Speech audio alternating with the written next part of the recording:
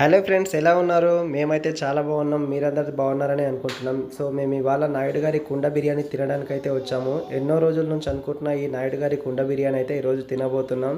So first ఎంట్రన్స్లో మనకి photos selfies తీసుకోవడానికి అయితే ఈ విధంగా అరేంజ్ చేశారు.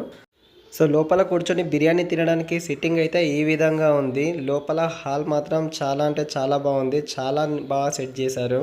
కుండ బిర్యానీ అయితే ఆర్డర్ ఇచ్చాము. ఆర్డర్ కోసం అయితే వెయిట్ చేస్తున్నాము. ఫస్ట్ తీసుకొచ్చి ప్లేట్స్ అయితే మా ముందు పెట్టారు.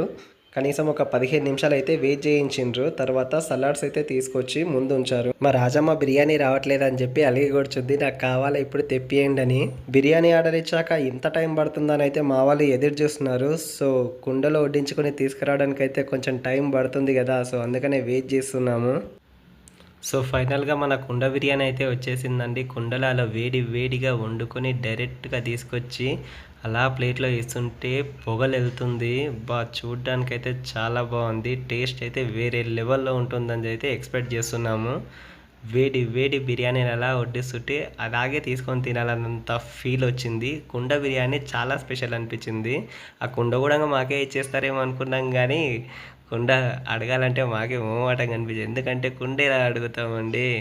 వేడి వేడి లెగ్ పీస్ తీసుకొని అలా నోట్లో పెట్టుకున్నాను. టేస్ట్ అయితే వేరే లెవెల్ ఉంది, కానీ కొంచెం చికెన్ ముదిరినట్టుంది.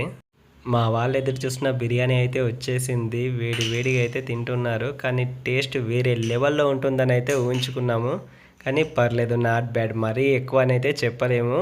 ఓకే, మా రాజమ్మకి బిర్యానీ సరిపోయింది. ఏం చెప్పలేక అలా ఎక్సర్సైజ్ చేస్తుంది. సో చెప్పండి ఫ్రెండ్స్, ఈ వీడియో ఎలా అనిపించింది? మీరు నాయుడు గారి కుండ బిర్యానీలో తిన్నట్టయితే మీకు ఈ టేస్ట్ ఎలా అనిపించిందో కామెంట్ చేయండి. మా ఛానల్ని సబ్స్క్రైబ్ చేసుకోండి. మరిన్ని వీడియోస్ రావాలంటే కామెంట్ చేయండి. Thank you so much.